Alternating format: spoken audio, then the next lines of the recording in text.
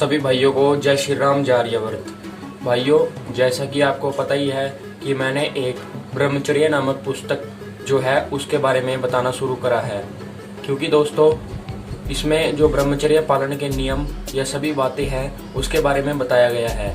तो इससे पहले मैंने 2 पार्ट तो बना दिए हैं, इसमें लगभग 11 भाग हैं और मैंने पहले भाग के 2 पार्ट बना दिए हैं।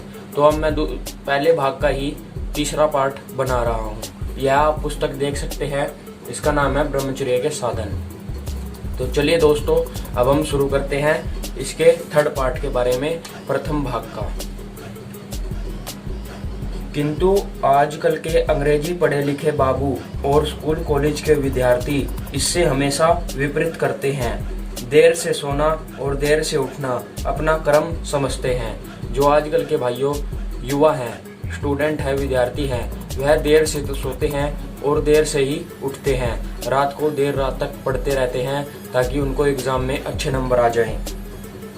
रात्रि को देर तक व्यर्थ में गपशप मारते और सिनेमा नाच आदि देखते रहते हैं। बहुत से युवा ऐसे भी हैं जो अपने फ़ोन में सेटिंग के साथ बातें करते रहते हैं, रातों रातों तक चैटिंग करते रहते हैं और कई तो सिनेमा हॉलों में जाकर डांस भी करते हैं।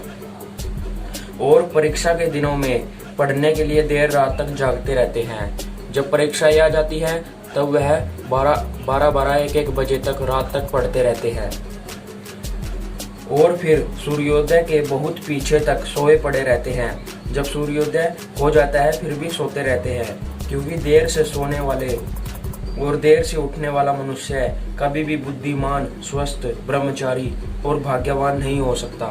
जो व्यक्ति देर से सोएगा, मतलब 10 बजे के बाद 11, 12, 1 बजे सोएगा और देर से उठेगा 9 बजे 10 बजे तक, वह व्यक्ति कभी भी बुद्धिमान नहीं हो सकता, ना ही ब्रह्मचर्य का पालन कर सकता है। वेद भगवान ने कितना अच्छा लिखा है, जो सूर्य उदय के पश्चात अथवा दिन में सोता है, उस सोने वाले के तेज को उदय होता हुआ सूर्य हर लेता है। भाइयों, आपने देखा होगा कि कई लोगों के चेहरे पर इतनी ज़्यादा चमक होती है और कईयों के चेहरे की चमक बिल्कुल उड़ जाती है। ऐसा क्यों होता है?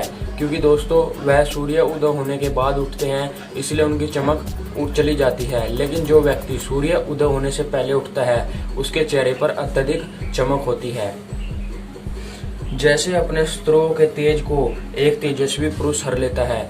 जैसे कोई शत्रु होता है किसी व्यक्ति का और वह ताकतवर होता है तो वह उसके तेज को हर लेता है, मतलब उसकी सारी चीज हड़प लेता है, पैसे वगैरह। ऐसे ही सूर्य भी है, अगर हम सूर्योदय होने के बाद भी सोते रहेंगे तो सूर्य हमारा तेज हर लेगा। तेज व वर्चस्व उस व्यक्ति व गुण का नाम है जिसके कारण मनुष्य सब प्रकार की उन्नति कर सकता है। तेज तत्व का स्वभाव ही आगे बढ़ना है।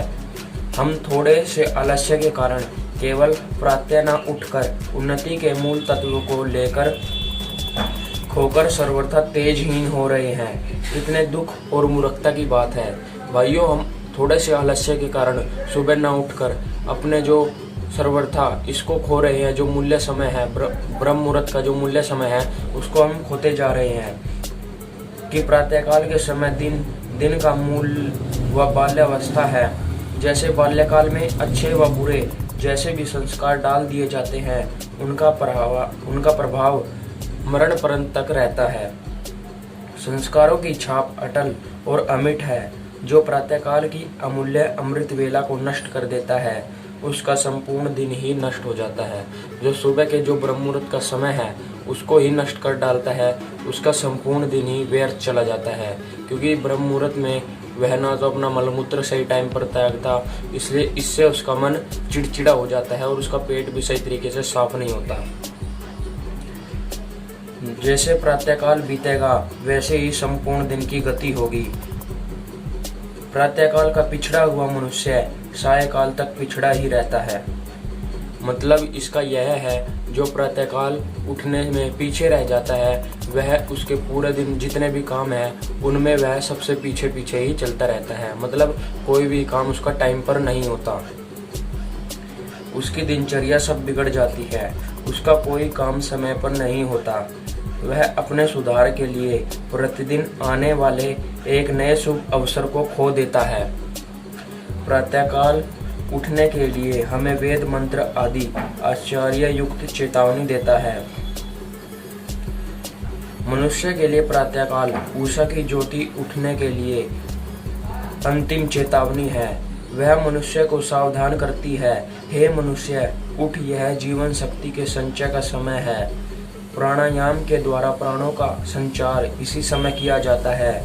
इस समय का भागता हुआ अंधकार हमें अंदर के अंधकार को मिटाने के लिए संचेत कर रहा है। जो इस समय ब्रह्म मुहूर्त का मतलब जो अंधकार है, वह हमें अपने अंदर जो हमारे अंधकार भरे हुए हैं उसको दूर भगाने के लिए हमें प्रेरित कर रहा है। यह प्रभात का प्रकाश सूर्य के आने की सूचना दे रहा है और हमें बार बार कह रहा है, हे मनुष्य उठ, यह सोने का समय नहीं है।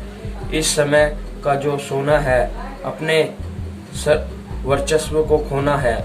यही तो समय है जागने वाले मनुष्य के अंदर उषा का प्रकाश और उदय होते हुए सूर्य की शक्तियां नव प्राण का संचार करके दिव्य ज्योति की उदय करती है और सोने वाले व्यक्ति के आरोग्य, स्वास्थ्य, बल, बुद्धि, तेज और हर के निर्बल, दरिद्रता, निर्बुद्धि और अल्पायु बनाती है।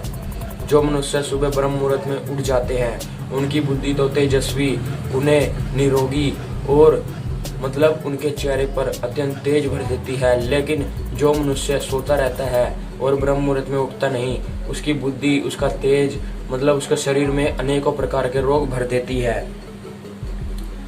ब्रह्म मुहूर्त में सोना सब पुण्यों अर्थात शुभ कार्यों का नाश करने वाला होता है। ऐतरेय ब्राह्मण में एक प्रश्न आया है, किम पुण्यम ब्रह्मचर्यम, अर्थात संसार में सब पुण्यों का पुण्य ब्रह्मचर्य ही है। ब्रह्मचर्य के प्रेमी की यदि आप परीक्षा करना चाहे तो आप प्रातःकाल जाकर देखें, वह 4 बजे से पीछे कभी सोता हुआ नहीं मिलेगा।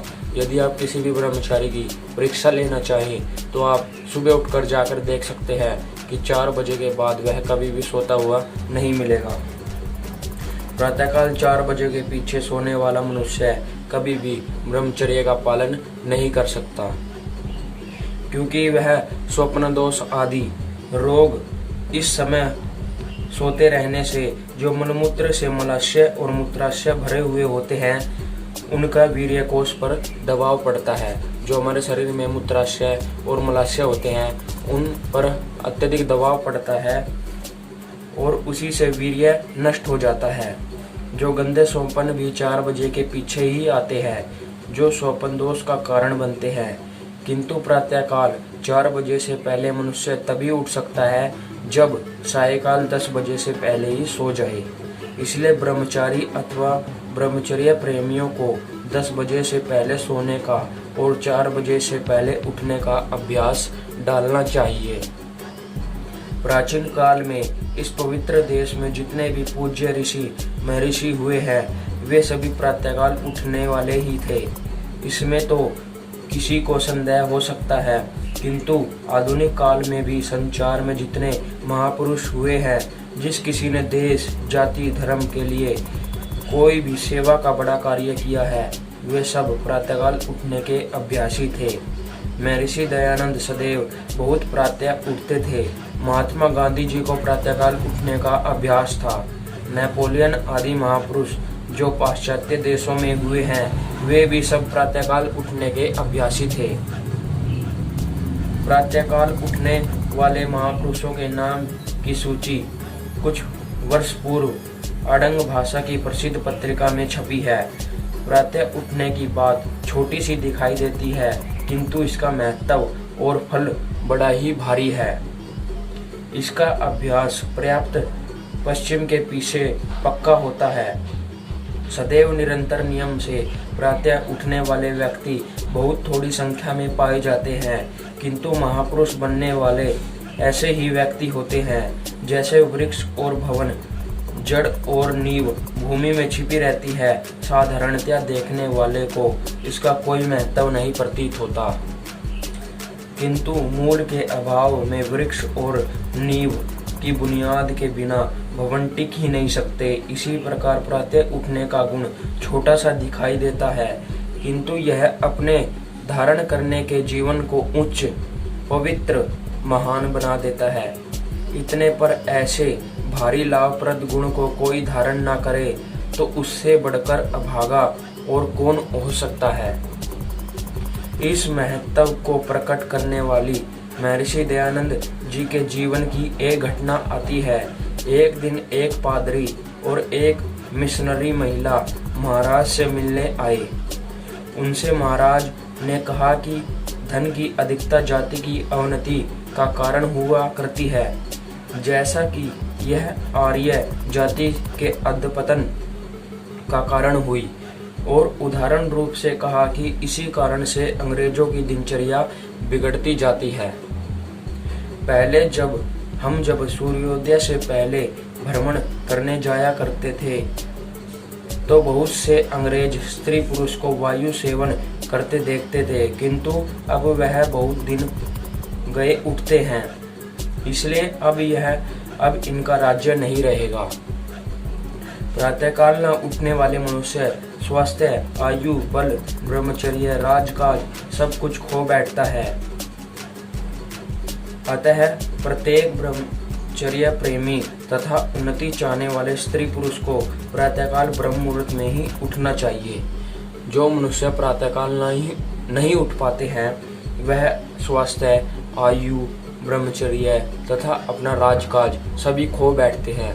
लेकिन जो प्रातःकाल उठने के अभ्यासी होते हैं, जो स्त्री पुरुष, उनका स्वास्थ्य निरोगी, उनका राजकाज भी अच्छा होता है, उनकी बुद्धि भी तेज होती है। तो ठीक है भाइयों, अब यह हमारा थर्ड पार्ट प्रथम भाग का कंप्लीट हुआ। अब यहीं पर हमारा प्रथम भाग भी पूरा होता है। तो आपने देखा कि यह जो ब्रह्मचर्य के साधन नामक पुस्तक है, इसमें मैंने 3 पार्ट्स की वीडियो बनाई है। यदि आपने वह वीडियो नहीं देखी तो आप भी देख सकते हैं। धन्यवाद। जय श्री राम, जय आर्यवर्त।